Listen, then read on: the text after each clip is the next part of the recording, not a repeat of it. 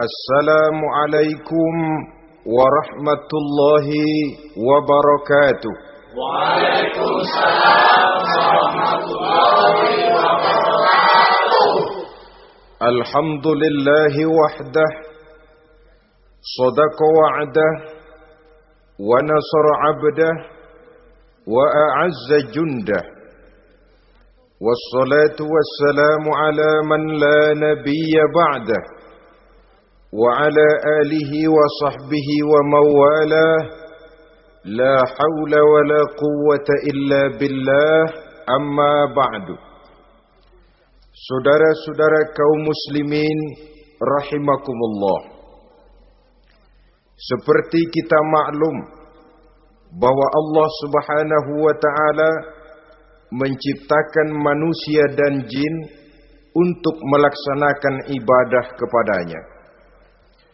Manusia yang ingkar terhadap perintah ini dinamakan dengan orang-orang kafir. Sedangkan jin yang mengingkari perintah ini dinamakan dengan setan atau syaitan dalam bahasa Qur'annya. Kemudian dalam perkembangannya, jin-jin yang kafir yang dinamakan setan ini bersekongkol dan menjadi bala tentaranya iblis untuk menggelincirkan manusia dengan berbagai macam cara dan jalan dari hal-hal yang diridhoi oleh Allah Subhanahu wa taala.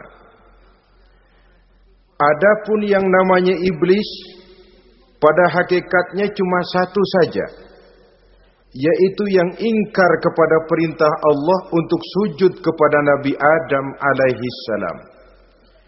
Iblis inilah kemudian yang menjadi sesepuh, raja, biang atau dedengkotnya para setan. Seluruhnya akan tunduk kepada komando iblis, akan taat dan setia kepada perintah iblis untuk mencari teman yang sebanyak-banyaknya guna menemani mereka di neraka nanti. Maka mereka pun melakukan satu proklamasi yang bisa kita baca dalam surah Al-A'raf ayat 16 dan 17, di mana iblis dengan tegas menyatakan, qala fa bima aghwaytani la aq'udanna lahum siratakal mustaqim. Wahai Allah, kata iblis, dari sebab engkau telah menghukum saya, dari sebab engkau telah mengusir saya dari surga, maka saya berjanji akan menipu, akan menggelincirkan mereka, Adam dan keturunannya, dari jalanmu yang lurus. Apa jalan yang lurus? Tidak lain Islam ini. Dengan segala cara dan jalan, iblis dan bala tentaranya akan berusaha menggelincirkan manusia dari jalan yang lurus. Caranya bagaimana? Ayat ke-17 menjawab, "Tsumma la'atiyannahum min ba'di aydihim." Akan kami datangi mereka, akan kami goda mereka dari arah sebelah depan. Kalau cara itu tidak kena, wa min khalfihim, kami goda mereka dari sebelah belakang. Andai kata cara itu pun tidak mempan, wa an aimanihim, dari arah sebelah kanan. Kalaupun itu gagal, wa an syama'ilihim, kami akan datang dari arah sebelah kiri. Pendeknya dari 4 penjuru angin, iblis dan seluruh bala tentaranya yang bernama setan belum akan puas sebelum kita tergelincir dari jalan yang lurus yang diridhoi oleh Allah Subhanahu wa taala.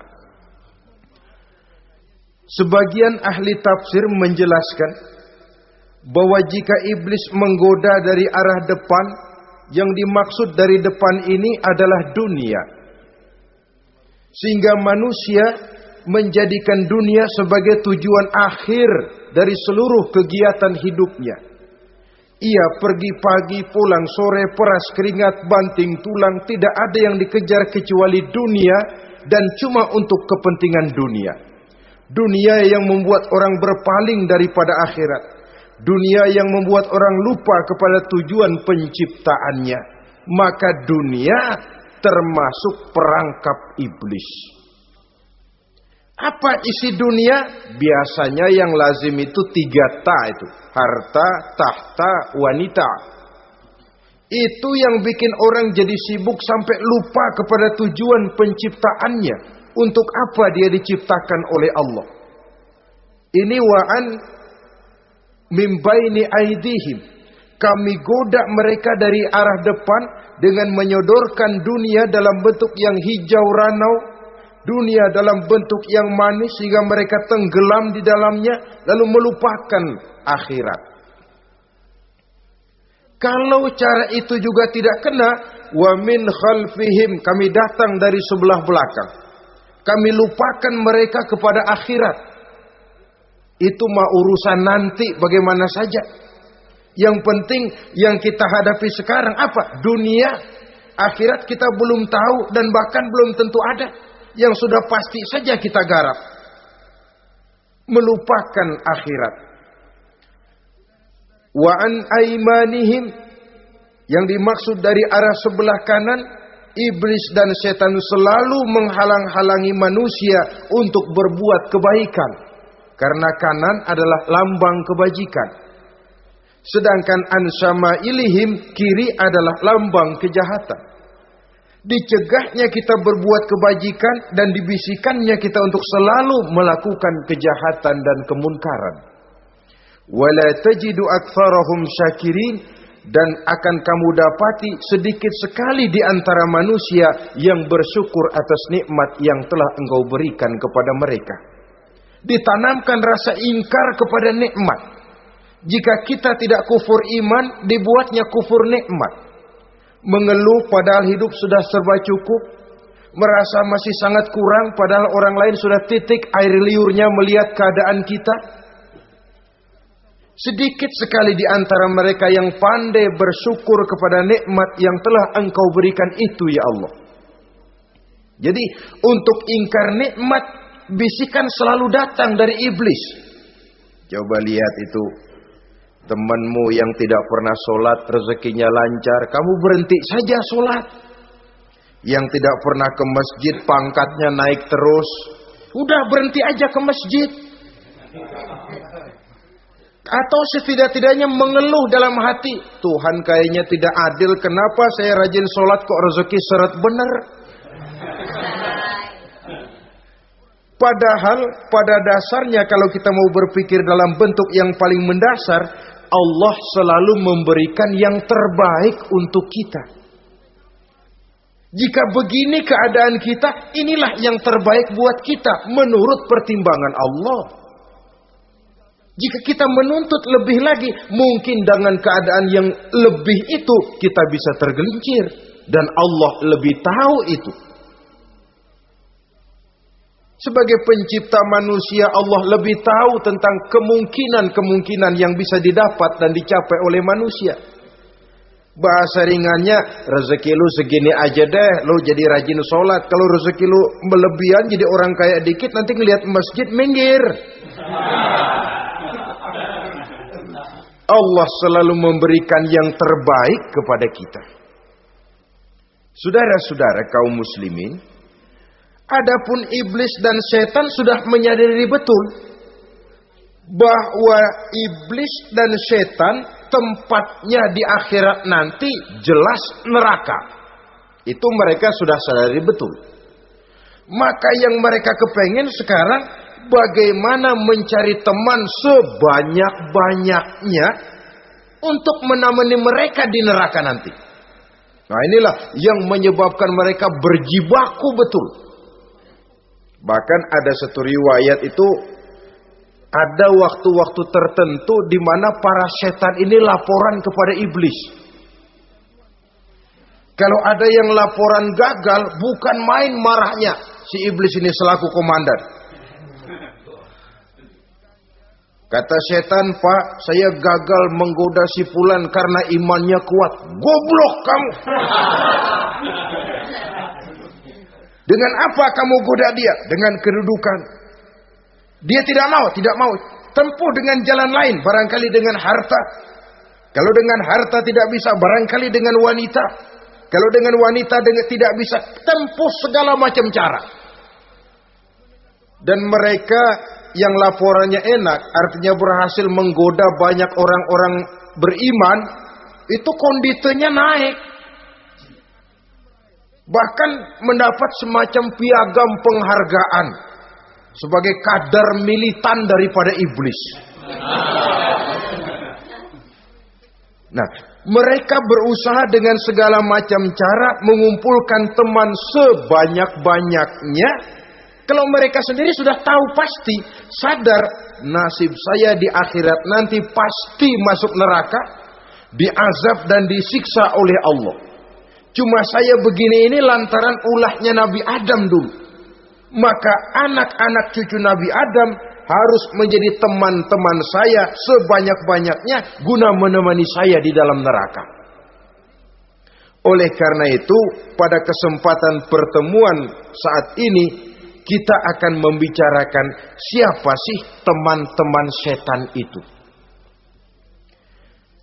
Diriwayatkan dari Wahab bin Munabbih bahwa pada satu hari iblis diperintahkan oleh Allah untuk datang kepada baginda Rasulullah sallallahu alaihi wasallam dan menjawab segala pertanyaan yang diajukan oleh baginda Nabi.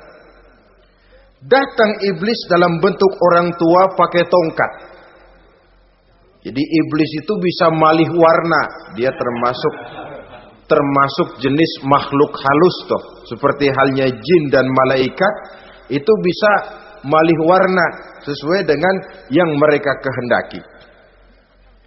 Ketika datang, baginda Nabi bertanya, "Man anta?" Siapa kamu? Dia jawab, "Ana iblis." Saya iblis. Jujur. "Limadza ji'ta?" Mau apa kamu datang kemari? Kata baginda Nabi. Dijawab oleh iblis, "Innallaha amaroni an atika wa ujibaka an kulli ma sa'altani." Allah memerintahkan saya untuk datang kepadamu dan menjawab segala pertanyaan yang engkau ajukan kepada saya.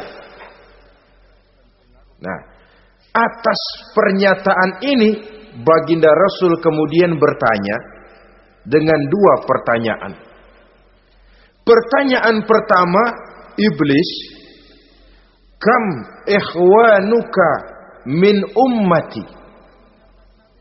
Ada berapa sih teman-temanmu dari golongan umatku? Dari golongan umatku, umat Islam ini, bukan orang lain.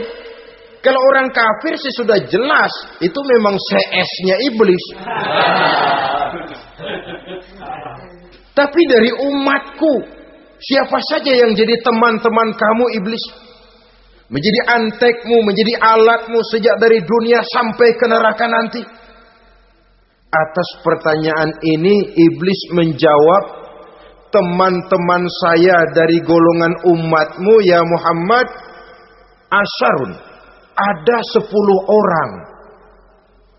Ada 10 orang yang merupakan teman-teman iblis dari dunia sampai ke neraka."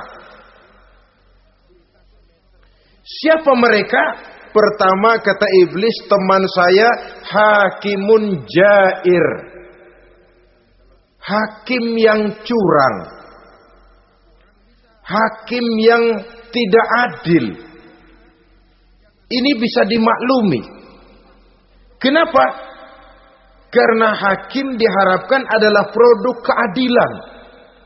Sehingga orang mengatakan seorang hakim adalah seorang yang meletakkan sebelah kakinya di surga dan sebelah lagi di neraka.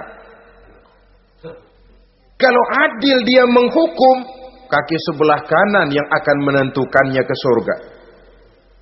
Kalau licik dia menghukum, kaki sebelah kiri yang akan menjerumuskan dia ke dalam neraka. Saudara-saudara kaum muslimin rahimakumullah. Sesungguhnya dalam kehidupan, Kurangnya sandang pangan bukan satunya-satunya sebab yang membuat orang menderita. Tidak teraturnya perumahan, kurangnya lapangan kerja bukan satu-satunya yang menyebabkan rakyat menderita. Tapi lukanya rasa keadilan. Tidak tegaknya hukum sebagaimana yang diharapkan. Itu juga bisa menjadi sumber nestapa, bisa menjadi asal dari segala derita. Oleh karena itu, hakim yang tidak adil, hakim yang curang, yang menghukum tidak berdasarkan hukum, tapi berdasarkan kepentingan, berdasarkan pesan sponsor, hukum bisa dibeli, ada istilah mafia peradilan. Hakim-hakim macam ini yang akan menjadi teman-teman iblis. Dan tiap kali palu akan diketuk, iblis sudah bukan main sibuknya. Kekuasaan di tanganmu, hijau katamu, hijau yang akan berlaku, merah kau ketok, merah yang akan jadi keputusan. Orang lain tidak tahu ini kesempatan untuk jadi kaya, ini kesempatan untuk naik pangkat. Manipulir hukum tidak ada yang tahu karena orang banyak yang awam dengan hukum. Saudara-saudara kaum muslimin, kalau hukum sudah bisa dibeli, atau kalau hukum cuma untuk orang-orang kecil saja, ada kelompok-kelompok yang kebal hukum, maka akan timbullah kiamat di masyarakat, di mana yang kuat makin kuat, yang lemah selalu menjadi mangsa. Oleh karenanya, hakim yang serong, hakim yang durjana merupakan teman-teman setan, merupakan teman-teman iblis dari dunia sampai ke neraka nanti. Ini yang pertama. Oleh karenanya, pada dasarnya setiap kita adalah hakim. Untuk keluarga, dalam pergaulan, hendaklah adil di dalam memutuskan segala sesuatu. Lebih-lebih hakim yang memang menjadi pengayom masyarakat. Bukankah lambang para hakim digambarkan dalam bentuk neraca yang berimbang? Tidak berat ke kiri, tidak juga berat ke kanan. Dalam arti objektif memberikan keputusan sesuai dengan hukum. Sehingga masyarakat terlindungi. Dan hakim yang adil secara praktis adalah musuh daripada setan. Dimanapun setan dan iblis paling gak demen sama hakim yang adil. Itu merupakan musuh besar bagi setan. Yang menyalahkan yang salah, membenarkan yang benar. Walaupun yang salah orang besar, yang benar orang kecil. Dan kita memang oleh baginda Nabi diajarkan satu doa. Allahumma arinal haqqa haqqa warzuqna tiba'ah. Ya Allah, perlihatkan kepada kami bahwa yang benar itu benar. Sebab sering kita lihat yang benar jadi tidak benar. Ini memerlukan kekuatan batin. Yang benar tampakkan kepada kami kebenarannya ya Allah. Sebab sekarang banyak ketidakbenaran yang dikamuflase. Banyak ketidakbenaran yang diberikan lipstick. Sehingga kelihatannya menjadi benar. Ini baik doa ini saya pikir dibaca oleh para hakim. Allahumma arinal haqqa haqqa. Ya Allah, perlihatkan kepada saya bahwa yang benar itu benar. Dan tidak cuma sekedar itu. Warzuqnit tiba'ah.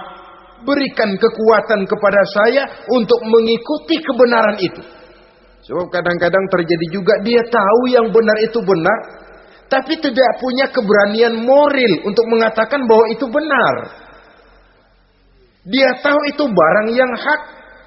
Tapi tidak terpanggil mengikuti yang hak. Tidak punya kekuatan moral untuk mengikutinya. Lalu doa ini pun disambung. Wa arinal batila batilan. Warzuqna ijtinabah. Wahai Allah, perlihatkan kepada kami bahwa yang batil adalah batil. Bahwa yang salah adalah salah. Bahwa yang munkar adalah munkar. Berikan kepada kami kekuatan untuk menjauhi yang munkar, yang batil, yang zalim.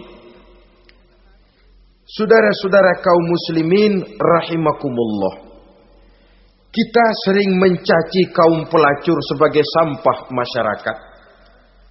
Tapi sadarkah kita bahwa pelacuran di bidang hukum, pelacuran di bidang intelektual, kadang-kadang pelacuran di bidang agama, dalam arti menjual ayat untuk membela yang salah dan menekan yang benar, ini juga tidak kalah bahayanya dengan prostitusi, pelacur-pelacur yang kita anggap sebagai sampah daripada kehidupan masyarakat itu.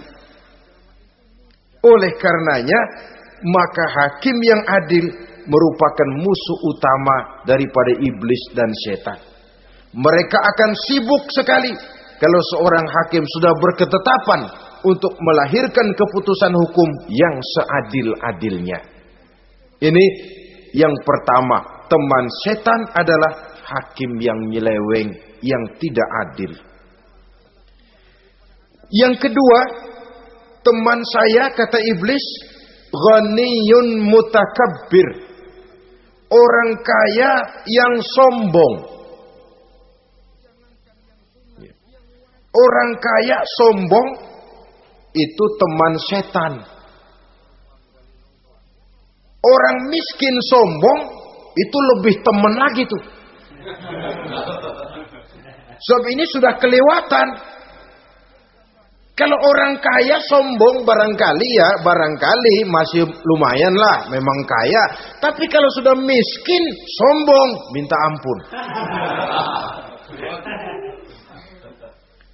Orang kaya yang sombong adalah musuh iblis. Sebab pada hakikatnya tidak ada yang kaya dalam kehidupan ini kalau sudah bercermin kepada apa sih yang kita punya. Nabi Sulaiman karena merasa menguasai antara masyrik dan maghrib, satu hari pernah mohon izin kepada Allah. Ya Allah, saya mohon izin kepadamu untuk memberikan makan kepada seluruh makhluk-makhlukmu sekedar satu hari saja. Baik. Satu hari Nabi Sulaiman mau menjamin menanggung makannya semua makhluk. Karena merasa kaya. Baik, kata Allah. Lalu sibuklah Nabi Sulaiman mengadakan persiapan. Seluruh bala tentaranya, jin, binatang dikumpulkan, mengumpulkan makanan yang sebanyak-banyaknya, diatur di satu lapangan yang sangat luas.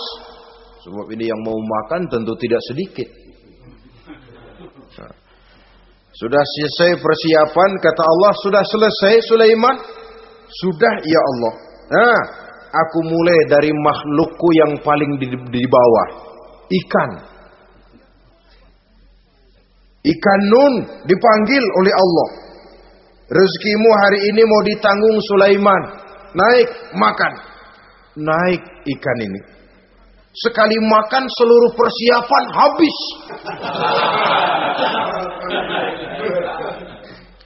Goleng kepala Nabi Sulaiman, beliau sadar lalu sujud, maha kaya engkau ya Allah. Boro-boro nanggung makanan semua makhluk hidup sehari, ikan satu nggak keurusan. Ini baru sekali makan, bagaimana nambahnya? Jadi apa sih yang kita anggap kaya ini? Maka orang kaya yang sombong pada hakikatnya kacang yang lupa akan kulitnya. Tidak ada yang kita bawa pada saat kita terlahir ke alam ini. Sebagaimana juga tidak ada yang kita bawa pada saat kita meninggalkan alam ini. Harta kita akan pindah nama. Sebab itu yang perlu kita jaga pada hakikatnya tidak lain nilai-nilai iman. Sebab ini yang akan kita bawa. Cuma ironinya, karena iman itu abstrak, bukan benda, orang yang kehilangan iman tidak pernah ribut. Sebaliknya karena harta itu materi, benda konkret, orang yang kehilangan harta cepat merasa, cepat ribut. Motor hilang, ribut. Kenapa? Motor itu benda, kelihatan. Duit hilang, ribut. Televisi hilang, ribut. Kenapa? Benda. Tapi kalau iman yang hilang, wah kelihatannya tenang-tenang saja, Pak.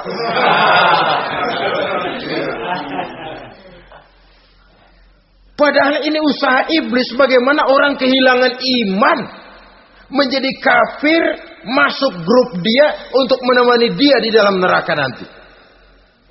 Dia gelincirkan iman kita, dan kita sering tanpa terasa telah mengalami pergeseran nilai-nilai iman kalau tidak tergusur sama sekali. Cuma saya katakan tadi, oleh karena iman ini bukan benda, orang yang kehilangan iman kurang begitu merasa. Padahal ini yang paling berharga. Sebab ini yang akan kita bawa menghadap Allah.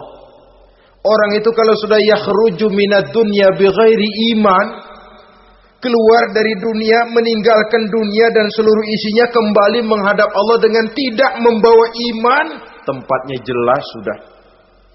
Itu yang paling kita khawatir. Pangkat jelas tidak kita bawa. Harta benda akan pindah nama jadi milik ahli waris kita. Tiba-tiba iman yang cuma satu itu tempat kita bergantung, hilang juga dari diri kita. Dengan apa kita mau menghadap Allah? Dan kemalangan apa yang lebih besar dari orang-orang yang telah kehilangan iman pada saat dia menghadap Allah Subhanahu wa ta'ala. Karena itu saudara-saudara, terutama yang diberikan amanah berupa harta oleh Allah dalam kehidupan ini, bersyukurlah kalau saudara diberikan kepercayaan oleh Allah untuk menyalurkan rezeki kepada orang lain. Seperti keran yang nyimpen air tapi tidak untuk dirinya, disalurkan kepada yang memerlukannya. Rezeki dia cuma lewat tangan saya. Rezeki dia cuma lewat tangan saya. Berbahagialah orang kalau dipercayai Allah untuk menyalurkan rezeki kepada orang lain. Artinya agen. Yang ditunjuk jadi agen Allah, kok nggak bangga? Kalau sudah kemari cara berpikir, insya Allah rasa bakhil bin pelit alias medit bin koret.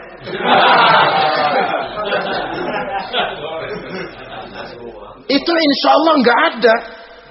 Kan kadang kita berpikir, yang nyari duit gue setengah mati, lu datang-datang mau minta aja pala lu.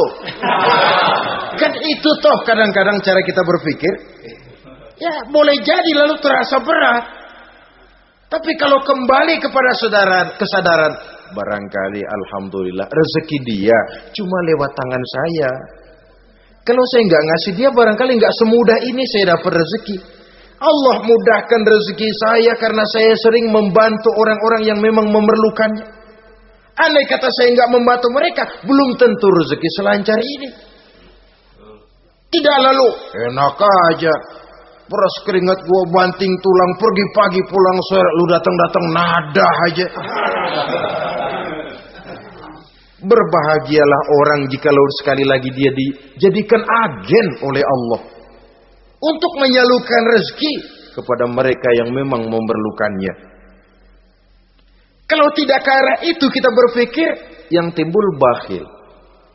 Bakhil lalu bermegah-megah dengan hartanya, timbul kesombongan.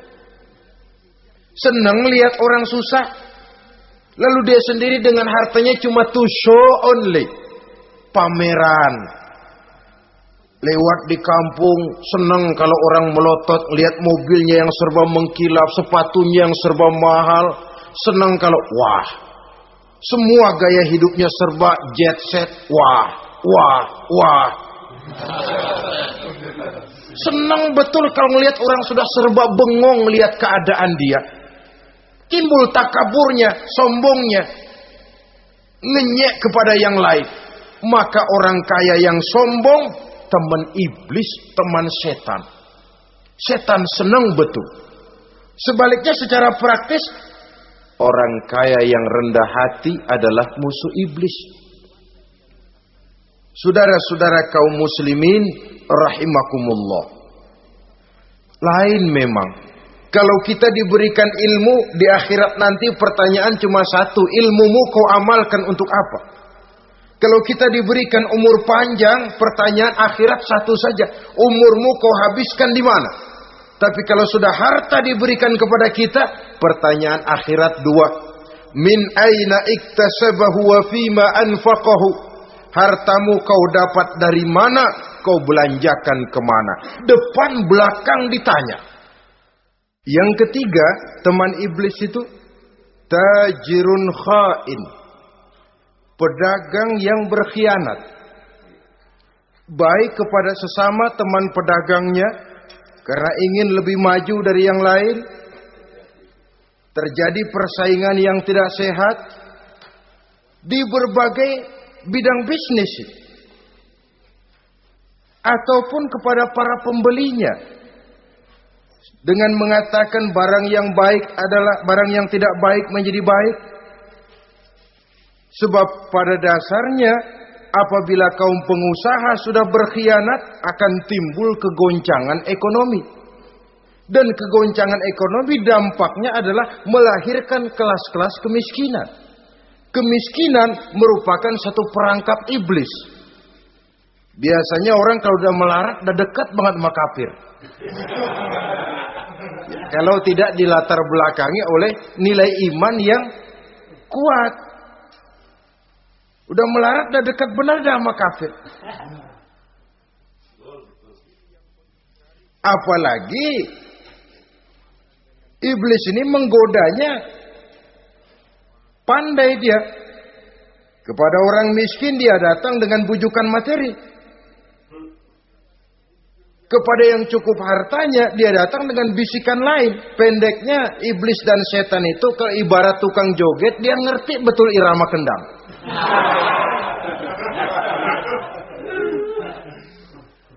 Di mana kelemahan orang itu dia selidiki, dia pelajari, dari arah situ dia masuk.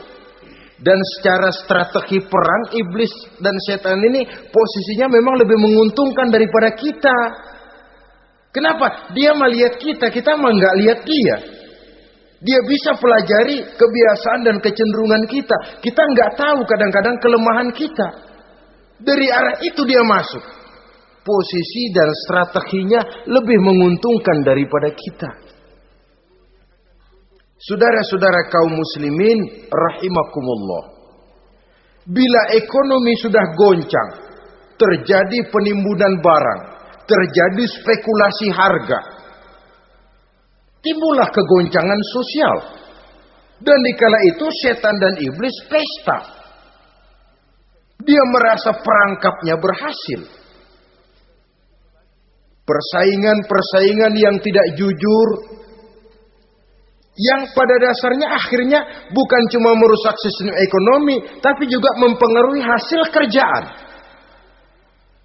Dalam tender-tender usaha-usaha besar misalnya, oleh karena mengajar supaya dia yang mendapat proyek, dia tidak segan sogok sini, suap sana, semir sana, usap sini.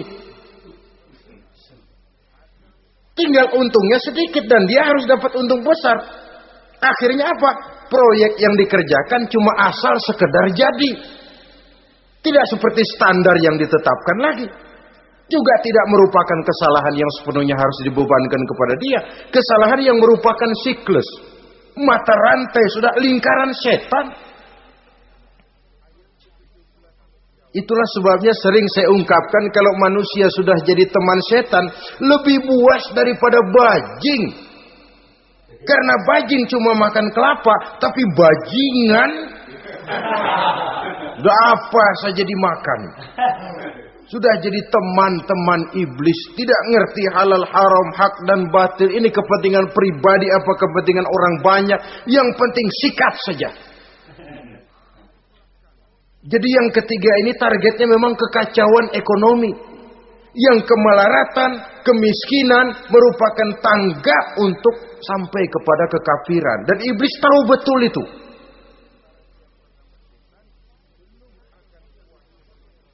Lain misalnya contoh yang diberikan oleh Rasul. Rasul kan pernah dagang di kala remaja itu. Membawa dagangannya Siti Khadijah. Kain. Beliau dagang kain. Berapa kain ini? Oh, kalau ini Saya ambil dari Ibu Khadijah 25 rupiah. Saudara mau beli saya berapa terserah, asal saya ada untungnya. Dan kalau modalnya 25, betul-betul beliau bilang 25. Jujur. Kita kan enggak, udah bohong campur sumpah lagi.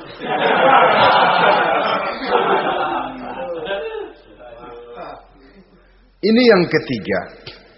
Yang keempat, teman-teman setan, teman-teman iblis, syaribul khamr. Orang yang minum arak, pemabuk, itu teman setan. Bahkan divonis tidak beriman orang yang pada saat meninggal dunia di dalam perutnya itu masih ada khamr. Tidak beriman divonis. Jadi dalam satu pesta di mana disediakan minuman-minuman keras, iblis itu sudah masang perangkap. Dan bila minuman itu dihampiri orang, dia mulai senang, wajahnya berseri-seri. Kalau minuman dituang ke gelas, dia tepuk tangan. Bila minuman mulai mengalir ke tenggorokan, dia jijimprakan iblis. Girang bukan main.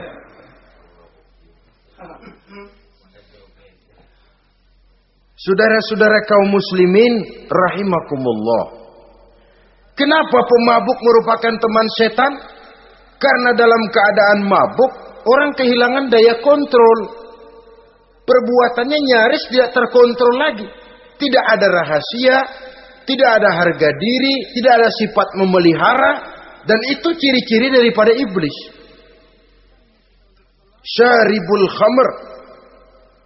Orang yang suka meminum minuman keras. Itulah sebabnya memang dalam hidup ini kita harus punya filter. Allah selalu menghendaki yang terbaik dan memilihkan yang terbaik untuk kita. Kalau sudah itu minuman yang baik kata Allah, itulah memang yang baik untuk kita.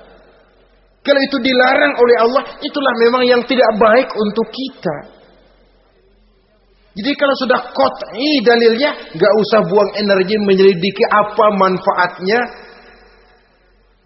Kalau sudah qat'i dilarang, gak usah buang energi menyelidiki apa bahayanya khamr. Allah tidak akan melarang sesuatu yang mengandung manfaat. Yang dilarang Allah tentu yang membawa mudarat dan bahaya di dalam kehidupan. Bukankah sekarang ini minuman keras sudah merupakan penghias pesta? Merupakan kebanggaan di kalangan remaja? Termasuk dalam kata khamr ini ya morfin, ganja, narkotik, dan yang sejenis dengan itu. Orang sudah merasa bangga kalau sudah fly to the sky. Membumbung ke angkasa, katanya dunia ini luas. Lupa segala macam persoalan. Tapi sampai kapan? Sampai kapan orang merasa membumbung? Sampai kapan orang merasa bisa meninggalkan segala persoalan? Sampai mabuknya selesai. Ya kalau gitu mabuk aja terus. Lalu apa artinya kehidupan ini? Mabuk kan gak ngerugiin orang lain. Kalau saya nyolong kan ngerugiin orang lain. Kalau saya korupsi ngerugiin orang lain. Kalau saya zina jelas ada orang lain yang dirugikan. Tapi minum khamar, siapa yang rugi? Uang-uang saya. Saya beli dengan uang saya. Yang minum pun saya. Siapa yang rugi? Saudara, ini pemikiran sepihak namanya. Pertama jelas merugikan diri sendiri. Kesehatan terganggu, pertumbuhan IQ, ya, daya pikir jadi jumud bin beku. Tidak ada idealisme ke arah depan. Yang ada ya, yang dipikirkan ya, yang di depan hidungnya saja. Dan konon itu pada mulanya memang orang kan sifatnya cuma ingin tahu. Nyobain ketagihan. Ya kalau orang tuanya masuk golongan have, mampu. Ya, kalau orang tuanya termasuk ekonomi lemah. Sedangkan kecanduan hal yang tidak bisa ditangguhkan. Orang yang sudah kecanduan minuman keras. Sekali dia tidak minum, sudah bukan main rasanya. Orang yang sudah biasa minum ganja, morfin, narkotik, satu kali dia tidak bertemu itu, sudah nggak keruan rasa. Orang tuanya tidak mampu, kenapa lalu nggak ngelamun yang negatif? Ya kalau dia keluarga have, orang tuanya masih ngelarang, dia bisa jual hal lain di rumahnya yang ada harganya. Tip deka itu, video kah itu, mobil kah digade dulu. Kalau di kampung, anak-anak muda yang menengah ke bawah, kenapa enggak ayam orang disamber?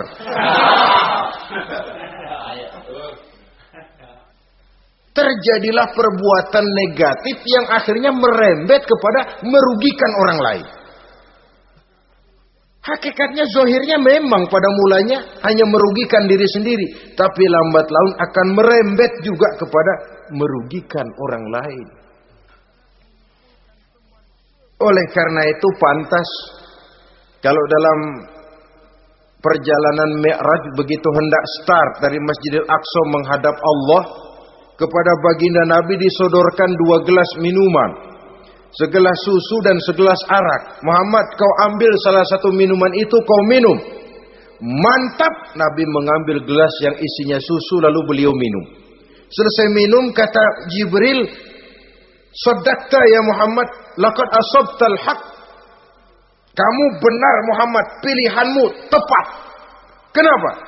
Untung saja susu yang kamu minum. Kalau arak yang kamu ambil, kamu pilih dan kamu minum, pasti umatmu bakal pada jadi umat teler semua nanti. Wong Nabi milih susu saja umatnya masih banyak yang teler. Apalagi kalau beliau memilih khamr waktu itu. Tapi ini sekedar simbol bahwa begitulah kita dalam hidup. Saudara, kalau di depan kita ditaruh segelas jamu, segelas sirup, kira-kira pilih mana? Jamu. Sirup apa jamu? Jamu. Orang yang berpikir panjang ke depan, dia bakal pilih jamu. Memang pahit, getir, nggak enak, tapi besok pagi badan enteng, kerja semangat, berpikir cerdas, gairah ada. Orang yang pikirannya pendek, ngapain jamu getir nih, sirup nih, manis ini. Dia minum, bukan main manisnya, besok pagi bibir pada jontor. Begitulah dalam kehidupan ini. Maka hendaknya kita berusaha dengan sekuat kemampuan untuk menghindarkan diri dari minuman keras dan pengaruh-pengaruhnya. Yang kelima, teman iblis itu al-qattat, tukang-tukang fitnah. Itu suling iblis itu, trompet setan. Sebab apa? Benar kalau Quran mengatakan, Nabi mengatakan al-fitnatu asyaddu minal qatli. Fitnah lebih bahaya dari pembunuhan. Sebab apa? Pembunuhan membunuh orang secara langsung. Fitnah membunuh orang pelan-pelan. Kalau mati mendingan cepat daripada pelan-pelan. Pelan-pelan mati, cepat mati enakan cepat, nggak ngerasain sakit. Fitnah membunuh orang pelan-pelan. Nama baik orang hancur, dicoreng-moreng di tengah masyarakat. Maka tukang-tukang fitnah, teman-teman setan dari dunia sampai ke neraka nanti. Karena fitnah lebih bahaya daripada pembunuhan. Mengada-ada yang tidak ada diada-adakan, fitnah. Melebih-lebih, berita semeter jadi 3 meter, yang 2 meter. Ya kalau positif, kalau negatif, fitnah. Memang orang bilang kalau kita nitip duit jangan harap lebih, kurang bisa. Tapi kalau nitip omongan jangan harap kurang, pas saja sudah untung itu. Biasanya lebih, namanya omongan. 1 meter jadi 2 meter, 2 meter jadi 3 meter. Itu sifat dari yang namanya omongan. Kita kirim uang, udah gak bakalan lebih dah. Ini nitip uang sama saya 50.000, tambahin 10.000 ah. Langka yang berpikir begitu. Kurang malah bisa. Enak aja nitip, gua kan kemarin pakai ongkos. Hitung transport misalnya. Tapi kalau sudah nitip omongan, pas saja sudah untung loh. Biasanya malah lebih. Fitnah pernah melanda Nabi Zakaria. Fitnah pernah melanda Habil dan Qabil. Fitnah pernah melanda Nabi Ibrahim. Fitnah bahkan pernah melanda kehidupan baginda Rasulullah sallallahu alaihi wasallam. Dalam peristiwa yang lazim kita kenal dengan hadisul ifki, bagaimana gosip pun sempat mengguncang rumah tangga kehidupan baginda Nabi. Sehingga pantas kalau beliau sendiri mengatakan al-fitnatu asyaddu minal qatli. Fitnah itu lebih bahaya daripada pembunuhan, karena fitnah membunuh orang secara pelan-pelan. Saudara-saudara kaum muslimin rahimakumullah. Lidah tidak bertulang. Shaghirul jirmi azimul jurmi. Kecil bentuknya tapi besar akibatnya. Kalau kita luka karena silet 2-3 hari boleh sembuh. Tapi luka karena lidah seumur hidup kita ingat. Asal lihat orangnya ingat nih, dia nih yang ngomong kagak enak bang, adik gua tandain dah.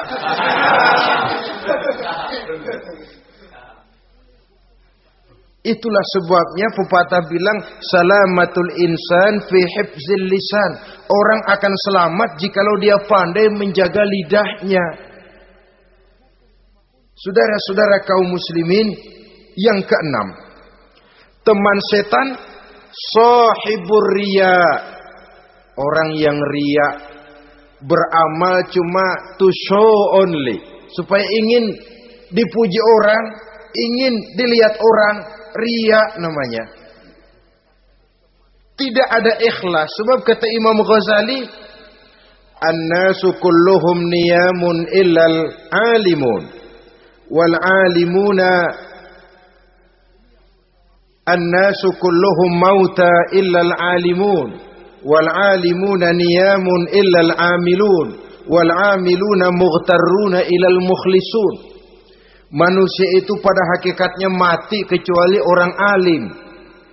Orang alim sekalipun hidup hakikatnya adalah tidur, kecuali orang yang mengamalkan ilmunya. Dan orang yang mengamalkan ilmunya banyak yang tertipu kecuali orang yang ikhlas. Tepat ini fatwa Imam Ghazali. Manusia hakikatnya tidur kecuali orang yang alim. Orang yang alim walaupun hidup tapi tidur. Hidup tidur, ya nggak bisa berbuat banyak kecuali orang yang mengamalkan ilmunya. Dan orang yang mengamalkan ilmunya banyak yang tertipu kecuali yang ikhlas. Jadi kalau amal itu adalah jasad, ikhlas itu adalah ruh. Amal tanpa ikhlas patung. Patung tidak bisa berkembang, tidak bisa berbuat banyak, namanya patung. Itu amal tanpa ikhlas. Ini termasuk penyakit batin toh, ikhlas, riya, ujub, sum'ah, penyakit kepengen didengar orang, penyakit kepengen dilihat orang. Wah, kalau sembayangnya dilihat orang mantap betul, kayak besok mau mati. Tapi kalau sudah sembahyang nggak dilihat orang, wah kilat khusus, cepat bukan main. Riya. Ini yang menghancurkan amal ini nggak terasa. Sifat kita sendiri. Riya ini menggeragoti amal. Sebagaimana api menggeragoti kayu bakar. Yang ketujuh. Teman setan akilu malil yatim. Orang yang memakan harta anak yatim. Itu setan senang betul itu. Dia bisikan, nah kau kan ngurus anak yatim. Kau sudah menanamkan budi kepada mereka. Jadi wajar kalau kau ambil bagian. Mula-mula memang dalam batas yang wajar. Makin lama malah berebut sama yatimnya. Makin kesonoin, yatimnya malah nggak keduman, panitianya yang kenyang. Akilu malil yatim, orang yang memakan harta anak yatim secara zalim, ini merupakan teman setan. Sebaliknya, orang yang melindungi anak yatim, kata Nabi, seperti dua jari ini dengan aku di akhirat nanti. Dekat derajatnya dengan Rasul. Yang kedelapan, teman setan al-mutahawinu bis shalah. Orang yang nganggap enteng sholat, ngentengin sholat. Nanti aja dah, kalau udah tua-tuaan, sembayang mah gampang, saban sari ada. Kalau ini nih tinju jarang-jarang. Al-mutahawin, ngentengin.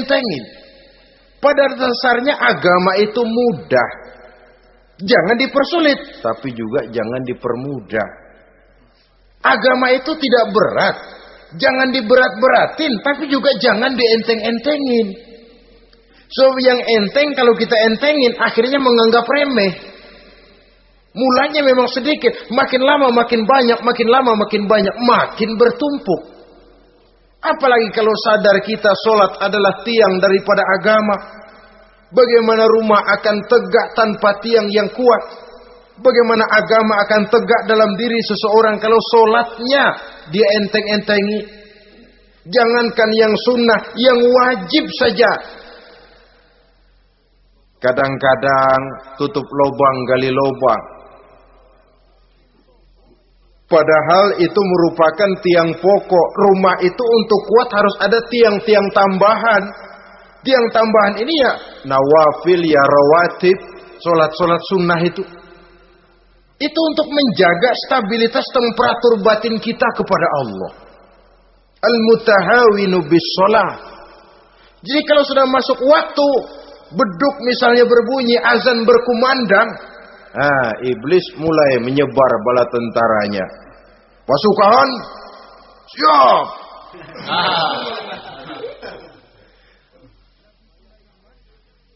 Kama yang dagang dia bisikin, sedang enaknya lu dagang, gua beli lagi banyak-banyak, sembahyang mah ada besok. Sama yang kerja, jangan ditinggal ini kerjaan, tanggung, sembahyang masih ada besok. Saudara-saudara kaum muslimin rahimakumullah. Andai kata kita berhasil, kita tinggalkan kesibukan, lalu kita pergi sholat, apa iblis diam? Setan tenang? Tidak, masih dia bisiki kita. Iya, kalau mau sembahyang ya sembahyang, cuma buruan udah. Nah, yang mau belanja, yang menunggu, bukan main. Sampai rukuk kita tidak sempurna, bacaan kita semrawut, sujud kita tidak lengkap. Sholat juga, tapi disitulah masuk iblis.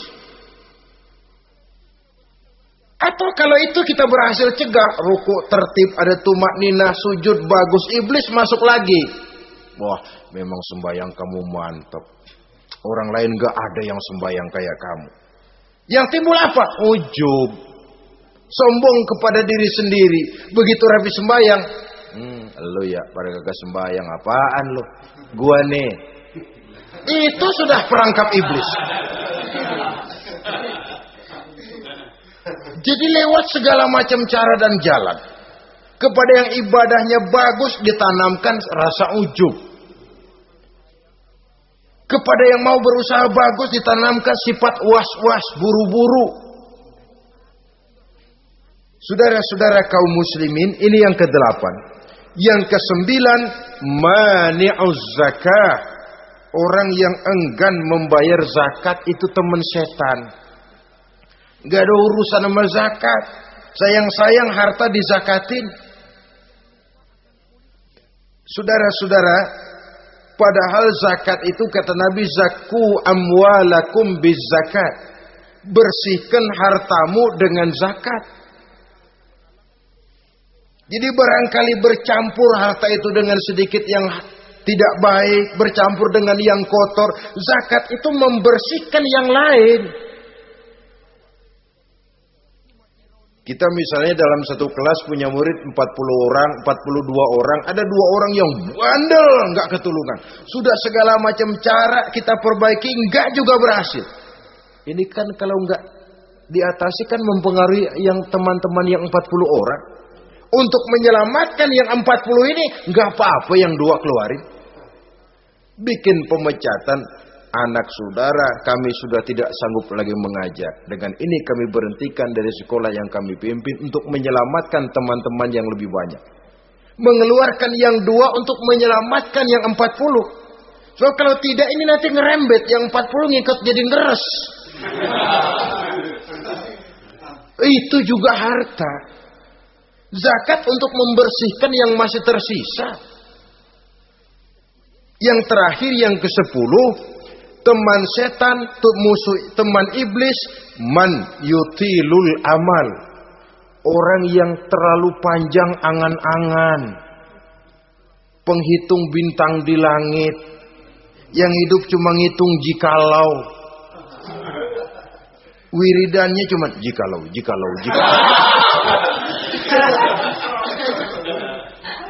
Tidak pernah mau berbuat, cuma angan-angan kelewat panjang. Yang ngelamun kan nggak ada sekolahan, ya siapa juga bisa ngelamun. Orang bukan tidak boleh bercita-cita, bahkan cita-cita yang mendorong kita untuk bergairah dalam kehidupan. Tapi kalau cita-cita tanpa langkah konkret, yang penting kan punya kemauan, lebihnya tawakal, nggak cukup. Pernah datang ke masjid seorang sahabat. Begitu sampai dia turun dari onta langsung menghadap baginda Nabi. Nabi tanya, ontamu udah diikat belum? Belum ya Rasul. Kenapa? Saya tawakal kepada Allah. Tuh orang diomelin sama Nabi. Ikat dulu, habis gitu baru tawakal. Betul toh. Ikat dulu tuh onta, lebihnya baru tawakal. Kalau udah diikat masih lari juga, itu tawakal. Lah belum diikat udah tawakal. Orang yang terlalu panjang angan-angan, yang akhirnya kalau tidak merusak cara berpikirnya, akan mendorong dia kepada perbuatan yang negatif untuk mewujudkan angan-angannya itu. Macam misalnya ya, pakaian kepengen bagus, harta mau banyak, usaha ogah, kerja capek sedikit tidak mau, kepengen seperti orang-orang, lalu ngelamun. Kalau tidak jadi gila, ya merusak perbuatannya. Kan berapa banyak orang yang kepengen kaya gagal lalu jadi sableng. Kertas koran ditumpukin, dikantongin, dia kira gepokan duit. Hawanya duit udah banyak aja. Tulul aman, terlalu panjang angan-angan. Nah, saudara-saudara, kalau kita sudah tahu itulah teman-teman setan, teman-teman iblis, mari kita berusaha jangan termasuk salah satu di antara 10 orang yang menjadi teman-teman iblis ini. Lalu cara untuk mengatasinya bagaimana? Imam Al-Ghazali rahimahullah memberikan tuntunan. Pertama, untuk mengatasi perangkap setan, jangan sampai kita termasuk salah satu teman setan, zikrullah. Banyak ingat kepada Allah. Sebab Nabi bersabda, inna zikrallahi ta'ala fi janbi syaitan kal akillati fi janbi ibni Adam. Sesungguhnya zikrullah, zikir kepada Allah itu dapat menyakiti setan sebagaimana penyakit menyakiti lambung anak Adam. Jadi setan itu akan kurus kalau kita hantam pakai zikrullah. Setan tidak berdaya, lemah kalau kita hantam pakai zikrullah. Ingat Allah, selalu merasakan kehadiran Allah dekat dalam hidup. Itu senjata pertama. Dengan zikrullah, setan kurus. Kalau udah kurus, ya lemes, nggak berdaya ngadepin kita. Tapi kalau nafsu yang kita ikutin, kita umpanin tuh setan. Lah gemuk, begitu gemuk, makin berleluasa dia ngutak-ngatik kita. Yang kedua, jangan mendekati tempat maksiat. Sebab man hama haulal hima yusiku ayyaqafi. Orang yang main di pinggir kali ditakutin kecebur di kali. Jangan mendekati tempat yang cenderung membawa kita ke tempat maksiat. Saudara-saudara, yang ketiga, mengosongkan perut. Dalam arti rajin puasa sunnah. Kata Nabi, inna syaitan yajri min ibni adam majrad dam fadayyiku majariyahu bil ju'. Setan mengalir dalam diri manusia seperti mengalirnya darah. Maka persempit jalan setan dengan apa? Bil ju', dengan memperbanyak lapar. Bukan memperturutkan syahwat. Pantas kalau Nabi bilang, saya adalah sekelompok orang yang tidak makan kecuali kalau kami lapar. Dan kalau kami makan, tidaklah sampai kekenyangan.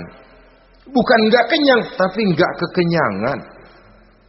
Yang terakhir kata Imam Ghazali, hendaknya kita selalu ingat bahwa tujuan iblis dan setan adalah menjerumuskan manusia, menyengsarakan manusia, supaya kita menjadi teman mereka di neraka nanti.